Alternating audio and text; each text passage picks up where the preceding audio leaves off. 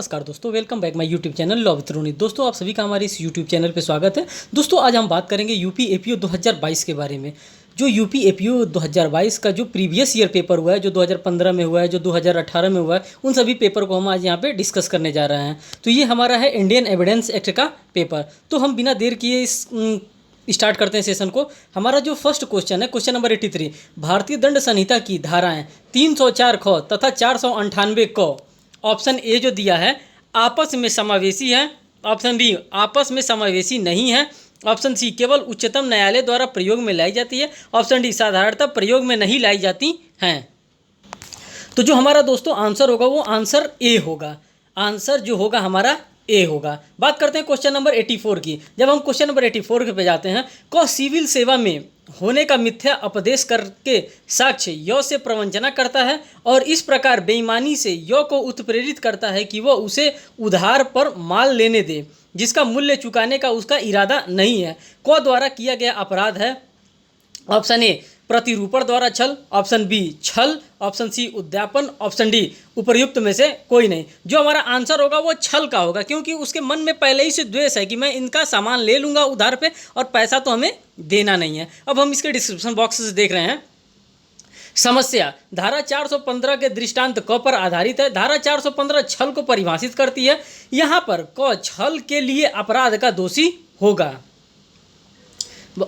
फिर next question हम देखते हैं, क्वेश्चन नंबर 85, क ख को जो 19 वर्ष का युवक है एक कॉम्पैक्ट डिस्क जिसको सीडी अश्लील तस्वीरें आमोदार्थ देखने के लिए बांटता है, कौन ने भारतीय दंड संहिता की निम्न में से किस धारा के अंतर्गत अपराध किया है? जो अपराध किया गया है ऑप्शन ए है धारा 292, ऑप्शन बी धारा 293, ऑप्शन सी धारा 294, ऑप्शन डी धारा 295। जो हमारा सही आंसर होगा धारा 293। धारा 292 से लेकर के धारा 295 तक में इन सब चीज़ों के बारे में बात किया गया। धारा 292 में अश्लील पुस्तकों आदि के विक्रय के बारे में बताया गया। धारा 293 तरुण व्यक्तियों को अश्लील वस्तुओं का विक्रय आदि के बारे में बताया गया। धारा 294 में अश्लील कार्य तथा गाने के बारे में बताया गया। आईपीसी में ये बताया गया। धारा 295 किसी वर्ग के धर्म को अपनाकर अपमान करने के आशय से उपासना के स्थान को क्षति करना, अपवित्र करना, ये सारी बातें बताई गई है 292 से लेकर के 295 इंडियन पिनल कोड में। दोस्तों, अब हम स्टार्ट करते हैं भारतीय साक्ष्य अधिनियम 1872। ये जो था हमारा आईपीसी का क्वेश्चन कुछ था वो छूट गया था, तो मैंने इसको इस वीडियो में कवर कर लिया। अब हम बात करते हैं भारतीय साक्ष्य अधिनियम 1872 जो कि हमको पढ़ना है यूजुअली। क्वेश्चन 86, कोई भी तथ्य जिसमें प्रमाणकारी बल हो साक्ष्य कहलाता है। यह परिभाषा संबंधित है ऑप्शन ए सामंड से, ऑप्शन बी स्टीफन से, ऑप्शन सी फिट्स से, ऑप्शन डी बेंथम से। जो हमारा आंसर सही होगा वो आंसर ए सही होगा।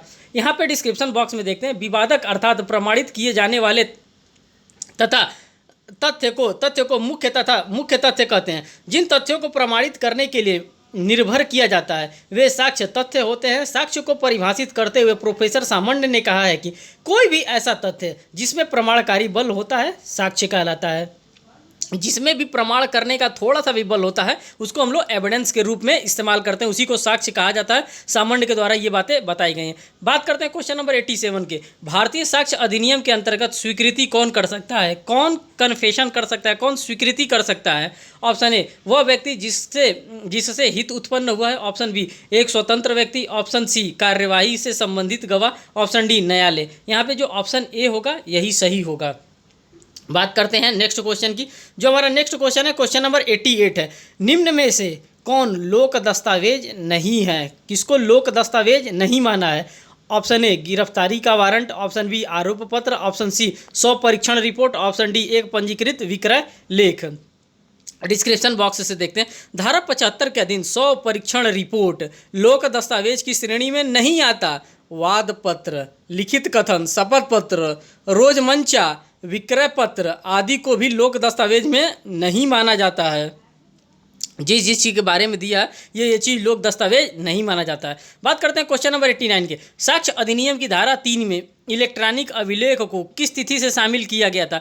देखिए यूपीएपीओ में इस तरह से भी क्वेश्चन पूछा जाता है, इलेक्ट्रॉनिक अभिलेख को भारतीय साक्ष्य अधिनियम में कब शामिल किया गया था? 17 अक्टूबर सन 2000 को क्या कहते हैं, भारतीय साक्ष्य अधिनियम में इलेक्ट्रॉनिक अभिलेख को शामिल किया गया था। बात करते हैं सूची 1 तथा सूची 2 को सम्मिलित करें तथा दिए गए कूट की सहायता से सही उत्तर चुनें। यहाँ पे जो हम देखते हैं ये हम डिस्क्रिप्शन बॉक्स से देखते हैं।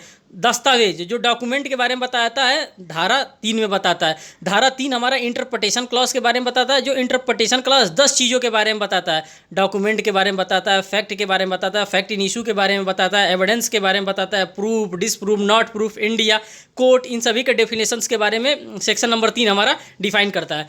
बात करते हैं प्राथमिक साक्ष्य की। जो प्राथमिक साक्ष्य जो होता है वो सेक्शन 62 में डिफाइन किया गया। द्वितीयक साक्ष्य की बात करते हैं सेक्शन 63 में डिफाइन किया गया। मौखिक साक्ष्य की बात करते हैं सेक्शन 60 में डिफाइन किया गया। ये चीज़ आप ऐसे ही लर्न कर सकते हैं। बात करते हैं क्वेश्चन नंबर 91 के। साक्ष्य अधिनियम की कौन सी धारा संबंधित तथ्य और कार्य रेस जेस्टे से संबंधित है? रेस जेस्टे मतलब किए गए कार्य के व्यवहार से संबंधित है। जो हमारा रेस जेस्टे से रिलेटेड क्वेश्चन आंसर होगा वो सेक्शन 6 होगा। ऑप्शन हम देखते हैं। ऑप्शन ए धारा 7, ऑप्शन बी धारा 9, ऑप्शन सी धारा 10, ऑप्शन सी धारा 6। जो हमारा आंसर होगा वो धारा 6 होगा। इसका डिस्क्रिप्शन बॉक्स से बता रहा हूँ। धारा 6 में रेस जेस्टे के बारे में प्रावधान किया गया। धारा 6 के अनुसार जो तथ्य विवादक न होते हुए भी किसी विवादक तथ्य से इस प्रकार सशक्त है कि वे एक ही समव्यवहार के भाग हैं, वे तथ्य सुसंगत है, चाहे वे उसी समय और स्थान पर या विभिन्न समय तथा स्थान पर घटित हुए हों। बात करते हैं क्वेश्चन नंबर 92 की। भारतीय दंड संहिता की धारा 376 के अपराध में पीड़ित का सील साक्ष्य अधिनियम की किस धारा में संगत नहीं है? ऑप्शन ए धारा 53 को, ऑप्शन बी धारा 114 को, ऑप्शन सी धारा 53, ऑप्शन डी धारा 119। ऑप्शन ए जो 53 को जो है उससे संबंधित नहीं है। ठीक, क्योंकि यहाँ पे ये जो चीज़ें संबंधित है वो हम लोग आईपीसी के धारा 354 से समझ सकते हैं। धारा 354 जिसमें आउटरेजिंग ऑफ मोडेस्टी के बारे में बताया है, आउटरेटिंग ऑफ मोजेस्टी ऑफ वुमेन्स के बारे में बताया, जिसमें धारा 354 है। धारा 354 ए बी सी डी इस तरह से करके है, और उसके बाद से धारा 376 से रेप के पनिशमेंट से रिलेटेड ये चीज़ें बताई गई हैं। बात करते हैं क्वेश्चन नंबर 93 की। भारतीय साक्ष्य अधिनियम की निम्नलिखित किस धारा में जीवन की उपधारणा उपबंधित है?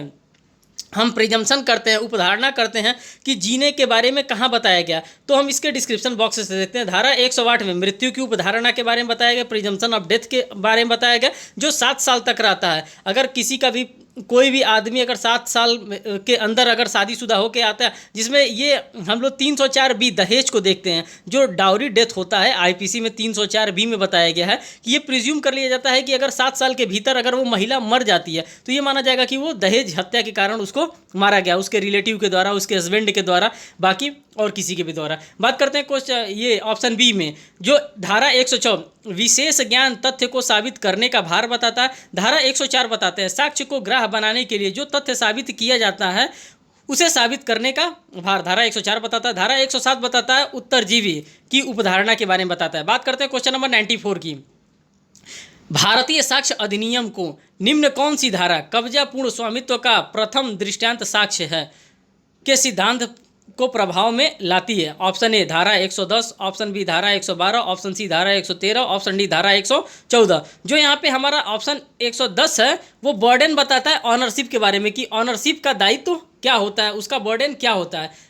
अब हम इसके डिस्क्रिप्शन बॉक्स से देखते हैं। धारा 110 स्वामित्व के बारे में सबूत के भार के बारे में प्रावधान करती है। धारा 110 के अनुसार जबकि प्रश्न यह है कि क्या कोई व्यक्ति ऐसी चीज़ का स्वामी है जिस पर उसका कब्जा होना दर्शित किया गया है, तब यह साबित करने का भार कि वह स्वामी नहीं है उस व्यक्ति पर है जो प्रतिज्ञात करता है कि वह स्वामी नहीं है। बात करते हैं क्वेश्चन नंबर 95 की। भारतीय साक्ष्य अधिनियम की किस धारा के अधीन अनेक वर्षों की लगातार सहवास विवाह की अवधारणा कर सकता है? ऑप्शन ए धारा 112, ऑप्शन बी धारा 50, ऑप्शन सी धारा 114, ऑप्शन डी उपर्युक्त में से कोई नहीं। जो हमारा ऑप्शन बी है वही बता सकता है। धारा 50 के नातेदारी के बारे में राय की सुसंगतता के बारे में प्रावधान किया गया है।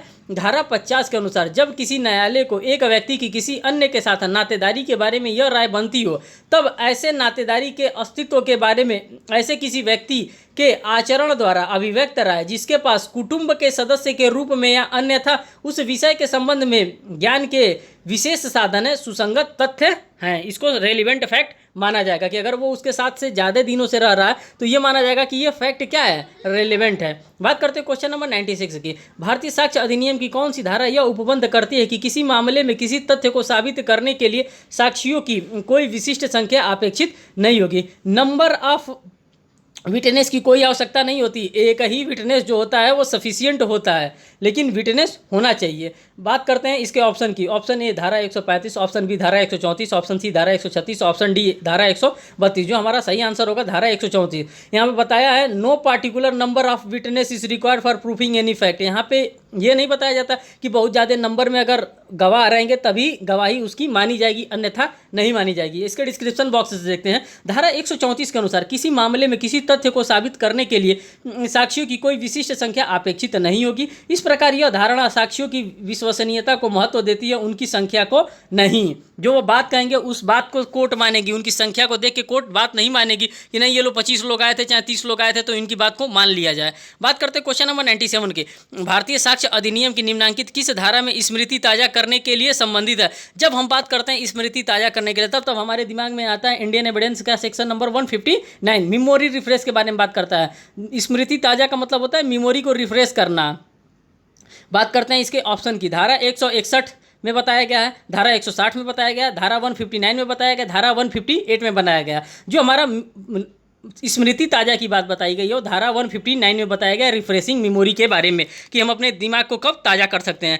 Question number 98। भारतीय साक्ष्य अधिनियम की कौन सी धारा यह उपबंधित करती है कि साक्ष्य के अनुचित ग्रहण या अग्रहण के आधार पर कोई नवीन विचारण नहीं होगा? ऑप्शन ए धारा 166, ऑप्शन बी धारा 167, ऑप्शन सी धारा 165, ऑप्शन डी धारा 161। जो हमारा यहाँ पे आंसर होगा वो ऑप्शन बी होगा। अब इसके डिस्क्रिप्शन बॉक्स से हम देखते हैं। धारा 166 जूरी या असेसर की प्रश्न करने की विधि। धारा 167 साक्ष्य के अनुचित ग्राह या आग्रह के लिए नवीन विचारण नहीं होगा। धारा 165 प्रश्न करने या पेश करने का आदेश देने की न्यायालय की शक्ति। धारा 161 स्मृति ताज़ा करने के लिए प्रयुक्त लेख के बारे में प्रतिपक्षी का अधिकार। जो स्मृति ताज़ा करने से रिलेटेड है धारा वो 161 भी है, लेकिन जो हमारा मेमोरी रिफ्रेश से रिलेटेड है वो सेक्शन 159 है। बात करते हैं क्वेश्चन नंबर 99 अन्यत्र उपस्थिति होने का अभिभावक। ऑप्शन ए भारतीय दंड संहिता के सामान्य अपवाद हैं, ऑप्शन बी भारतीय दंड संहिता के सामान्य अपवाद हैं, ऑप्शन सी साक्ष्य अधिनियम की धारा 11 में मान्य साक्ष्य का एकमात्र नियम है, ऑप्शन डी उपयुक्त में से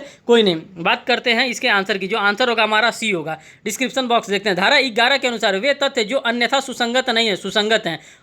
किस तरह से सुसंगत है? पहली बात बताया यदि वे किसी विवादक तथ्य या सुसंगत तथ्य से असंगत है। दूसरा बताया यदि वह स्वयं या अन्य तथ्यों के संसर्ग में किसी विवादक तथा सुसंगत तथ्य का अस्तित्व या अनस्तित्व को अत्यंत अधिसंभाव्य या अनिश्चित बनाना संभव बनाते हैं। बात करते हैं क्वेश्चन नंबर 100 की। मृत्युकालिक कथन हो सकती है। मृत्युकालिक कथन किसको कहा जा सकता है? ऑप्शन ए मौखिक, ऑप्शन बी लिखित, ऑप्शन सी संप्रेषण के किसी भी पर्याप्त तरीके से, ऑप्शन डी उपर्युक्त सभी। जो उपर्युक्त तीनों बातें बताई गई हैं इससे मृत्युकालिक कथन हो सकता है। जो डाइंग डिक्लेरेशन के बारे में हमको बताता है कि डाइंग डिक्लेरेशन होता क्या है। बात करते हैं क्वेश्चन नंबर 101। बोलने में असमर्थ एक साक्षी खुले न्यायालय में संकेत से साक्ष्य देता है, ऐसा साक्ष्य। ऑप्शन ए मौखिक साक्ष्य होगा, ऑप्शन बी द्वितीयक साक्ष्य होगा, ऑप्शन सी विशिष्ट साक्ष्य होगा, ऑप्शन डी परिस्थिति जन्य साक्ष्य होगी। दोस्तों मैं आपको ये बताना चाहूँगा कि ये क्वेश्चन MPCJ के क्वेश्चन में आया था। जो 2022 का भी MPCJ का पेपर हुआ था उसमें ये क्वेश्चन आया था। अब इसका जो आंसर होगा वो मौखिक साक्ष्य होगा। ऑप्शन ए मतलब इसके ऑप्शन ए ही हमारा सही होगा। इसके डिस्क्रिप्शन से देखते हैं। धारा 119 के अनुसार वह साक्षी जो बोलने में असमर्थ है अपना साक्ष्य किसी अन्य प्रकार से जिसमें वह उसने बोधगम्य बना सकता हो यथा लिखकर या संकेत द्वारा दे सकता है, किंतु ऐसा लेख और वे संकेत खुले न्यायालय में ही लिखे होंगे या करने होंगे। इस प्रकार दिया हुआ साक्ष्य मौखिक साक्ष्य ही समझा जाएगा। बात करते हैं क्वेश्चन नंबर 102 की। साक्ष्य अधिनियम के अधीन चिकित्सीय साक्ष्य का मूल्य। चिकित्सीय साक्ष्य का मूल्य। ऑप्शन ए केवल संपोषिक है, ऑप्शन बी निश्चायक है, ऑप्शन सी सहायक नहीं है, ऑप्शन डी प्रत्यक्ष साक्षी के विश्वसनीय तथा सच्चे साक्ष्य के विपरीत भी निश्चायक है। ऑप्शन बी जो हमारा निश्चायक है सही होगा। बात करते हैं क्वेश्चन नंबर 103 की। किसी वाद में एक पक्षकार द्वारा अभिकथित और प्रतिपक्षी द्वारा अस्वीकृत तथ्य को कहा जाता है। ऑप्शन ए नकारात्मक तथ्य, ऑप्शन बी सुसंगत तथ्य, ऑप्शन डी विवादक तथ्य, ऑप्शन डी सकारात्मक तथ्य, ऑप्शन सी जो हमारा सही होगा। अब बात करते हैं इसके डिस्क्रिप्शन से। विवादक तथ्य वे तथ्य होते हैं जो न्यायालय के समक्ष विवाद के विषय होते हैं। विवादक तथ्य पर पक्षकारों में विवाद होता है। ऐसे तथ्यों पर ही पक्षकारों का उत्तरदायित्व, कर्तव्य, अधिकार आदि निर्भर करता है। बात करते हैं क्वेश्चन नंबर 104 की। यहाँ पे रीजन एंड असर्शन वाला क्वेश्चन दिया है। पहला जो कथन दिया है ए, साक्ष्य अधिनियम की धारा 132 का परंतु, मतलब जो 132 का प्रोवाइजो है स्वयं को अपराध में फंसाने के विरुद्ध नियम का एक पक्ष है। कारण इसका बी, साक्ष्य अधिनियम की धारा 132 की नीति न्याय के लिए साक्ष्य प्राप्त करता है। उपरोक्त में यहाँ पे जो ऑप्शन दिया है ए बी सी डी, इसी ऑप्शन से हम लोग मिलाते हैं। जो ए दिया है, ए और आर दोनों सही है और आर ए का सही स्पष्टीकरण है। ऑप्शन बी दिया है ए और आर दोनों सही है किंतु आर ए का सही स्पष्टीकरण नहीं है। ऑप्शन सी ए सही है किंतु आर गलत है। ऑप्शन डी ए गलत है किंतु आर सही है। जो हमारा सही आंसर होगा वो ए होगा। ए और आर दोनों सही है और आर ए का सही स्पष्टीकरण करता है। डिस्क्रिप्शन बॉक्स को देखते हैं। कथन तथा कारण दोनों सत्य है तथा कारण कथन का सही स्पष्टीकरण है, क्योंकि धारा 132 के प्रोवाइजो को में है कि स्पष्ट प्रावधान है कि परंतु ऐसा कोई भी उत्तर जिसे देने के लिए कोई साक्षी विवश किया जाए उसे गिरफ्तार या अभियोजन के अधीन नहीं करेगा, और न ऐसे उत्तर द्वारा मिथ्या साक्ष्य देने के लिए अभियोजन में के सिवाय वह उसके विरुद्ध किसी दंडित कार्यवाही में साबित किया जा सकेगा। बात करते हैं क्वेश्चन नंबर 105 की। भारतीय साक्ष्य अधिनियम की धारा 45 के अधीन विशेषज्ञ की राय नहीं ली जा सकती है। ऑप्शन ए में विदेशी विधि पर राय ली जा सकती है, विज्ञान या कला पर राय ली जा सकती है, अंगुली चिन्ह पर राय ली जा सकती है, लेकिन भारतीय विधि पर राय नहीं ली जा सकती, क्योंकि जज खुद ही भारतीय विधि के बारे में जानता है। किसी विदेशी विधि पर राय ली जा सकती है लेकिन भारतीय विधि पर राय नहीं ली जा सकती है, इंडियन एविडेंस एक्ट बताता है। अब देखिए इसके डिस्क्रिप्शन बॉक्स से बताते हैं। धारा 45 के अधीन विशेषज्ञों की राय निम्न बातों पर की जा सकती है: विदेशी विधि पर, विज्ञान पर, कला के विज्ञान पर, हस्तलेख पर, अंगुली चिन्हों की अनन्यता के विषय पर, लेकिन भारतीय विधि के ज्ञान पर कोई विशेषज्ञों की राय नहीं ली जा सकती है। बात करते हैं क्वेश्चन नंबर 106। निम्नलिखित में से किस वाद में भारतीय साक्ष्य अधिनियम की धारा 27 की संवैधानिक वैधता को भारतीय संविधान के अनुच्छेद 20 सब क्लॉज 3 के उल्लंघन के आधार पर चुनौती दी गई थी? ऑप्शन है उत्तर प्रदेश राज्य बनाम देवमन उपाध्याय, ऑप्शन बी बम्बई राज्य बनाम काठी कालू, ऑप्शन सी इनायतुल्ला बनाम महाराष्ट्र राज्य, ऑप्शन डी नंदनी सतपति बनाम पीएल धानी। ऑप्शन ए जो होगा हमारा सही होगा, क्योंकि जो 20 आर्टिकल 20 सब क्लॉज 3 के बारे में बताता है उत्तर प्रदेश राज्य बनाम देवमन उपाध्याय का ही केस यहाँ पे आता है। बात करते हैं क्वेश्चन नंबर 107 की। आरएम मलकानी बनाम महाराष्ट्र राज्य किस ग्रहता से संबंधित है? ऑप्शन ए टेप रिकॉर्डिंग किया हुआ साक्ष्य से, ऑप्शन बी पुलिस से की गई संस्वीकृति से, ऑप्शन सी विशेषज्ञ राय से, ऑप्शन डी अनुसूचित साक्ष्य से। जो ऑप्शन ए होगा हमारा टेप रिकॉर्डिंग किया हुआ साक्ष्य से, उसी से संबंधित है। बात करते हैं क्वेश्चन नंबर 8 की। शरद चंद्र डे गोपाल चंद्र डे लाहा का वाद संबंधित है? ऑप्शन ए संस्वीकृति से, ऑप्शन बी षड्यंत्र से, ऑप्शन सी उपधारणा से, ऑप्शन डी विबंधन से। जो विबंधन जो स्टॉपल से संबंधित है उसी के बारे में यहाँ पे बताया जा रहा है। इसके डिस्क्रिप्शन से देखते हैं। शरद चंद्र डे बनाम गोपाल चंद्र लाहा का वाद विबंधन पर निबंध पर एक प्रमुख वाद है। इस वाद में यह प्रतिपादित किया गया है कि कानून इस विचार को मान्यता नहीं देता कि बयान करने वाला व्यक्ति धोखा देने के आशय रखता है अथवा वह स्वतः किसी भूल में है। कानून और भारतीय परिनियम जिस विचार को मान्यता देते हैं वह यह है कि वह उस वचन का उस व्यक्ति पर क्या प्रभाव पड़ेगा जिसको बयान दिया गया था। अगर बयान देने वाला तो बयान दे के चला गया, अब उस व्यक्ति के ऊपर क्या प्रभाव पड़ेगा, वो चाहेगा वो उसके बयान से जेल में जा सकता है, वो उसके बयान से रिहा हो सकता है। ये बयान देने वाले के ऊपर फर्क पड़ता है, वो किस प्रकार का क्या बयान देता है। बात करते हैं क्वेश्चन नंबर 109 का। क पर ख की हत्या का आरोप है, उसके विचारण में निम्नलिखित में से कौन विवादक तथ्य हो सकता है? ऑप्शन ए क ने ख की हत्या की है, ऑप्शन 2 क एक ईमानदार व्यक्ति है, ऑप्शन 3 क को ख से गंभीर और अचानक प्रकोपन मिला है जिसको हम लोग ग्रेव एंड सडन प्रोवोकेशन कहते हैं। आईपीसी के सेक्शन 300 के सब क्लॉज 1 में ये बातें बताई गई ग्रेव एंड सडन प्रोवोकेशन के बारे में। ऑप्शन चौथा कह रहा है क को सामाजिक सेवाओं के लिए पुरस्कृत किया गया है। ऑप्शन जो हमारा सही होगा 1 और 3 सही होगा। क ने ख की हत्या की है। तीसरा क्या कह रहा है, क को ख से गंभीर और अचानक प्रकोपन मिला है। इसके ऑप्शन, इसके डिस्क्रिप्शन को देखते हैं। प्रश्नगत समस्या में विकल्प एक क ने ख की हत्या की थी तथा विकल्प तीसरे को क से ख को गंभीर और अचानक प्रकोपन मिला था। विवादक तथ्य यही है। बात करते हैं क्वेश्चन नंबर 110। भारतीय साक्ष्य अधिनियम की धारा 112 ऑप्शन ए विधि के कल्पना का सृजन करती है। ऑप्शन बी अवधारणा का उपबंध नहीं करती है। ऑप्शन डी डीएनए परीक्षण द्वारा खंडनीय निश्चायक उपधारणा का उपबंध करती है। ऑप्शन डी किसी भी स्थिति में अखंडनीय निश्चायक परख का उपबंध करती है। जो हमारा ऑप्शन डी होगा वही हमारा सही होगा। अब हम इसके डिस्क्रिप्शन बॉक्स को देखते हैं। उत्तर डी, धारा 112 के अनुसार यह तथ्य कि किसी व्यक्ति का जन्म उसकी माता और किसी पुरुष के बीच विद्यमान विवाह के कारण रहते हुए या उसकी विघटन होने के उपरांत माता के अविवाहित रहते हुए 280 दिनों के भीतर हुआ है, तब इस बात का निश्चायक सबूत होगा कि वह पुरुष का धर्मज पुत्र है, जब तक कि यह दर्शित न कर दिया जाए कि वह विवाह के पक्षकारों की परस्पर पहुंच किसी ऐसे समय नहीं थी जबकि उसका गर्भधान किया जा सकता था। इस प्रकार यह धारा निश्चायक सबूत के बारे में प्रावधान करती है जिसका खंडन नहीं किया जा सकता है, जो कि प्रिजम्पशन किया कर लिया जाता है कि ये इसी का बच्चा होगा। बस इतना ही क्वेश्चन भारतीय साक्ष्य अधिनियम के 2015 के पेपर में था। अब हम बात करेंगे नेक्स्ट सेशन के बारे में, जिसमें हम लोग आईपीसी या तो डील करेंगे या तो सीआरपीसी को डील करेंगे या फिर पुलिस रेगुलेशन एक्ट को डील करेंगे वहाँ पे। दोस्तों ये हमारा वीडियो था, इसको आप लोग देखिएगा, इसको वॉच करिएगा और अपने दोस्तों तक इसको शेयर करिएगा। वीडियो देखने के लिए बहुत बहुत धन्यवाद दोस्तों। Thank you.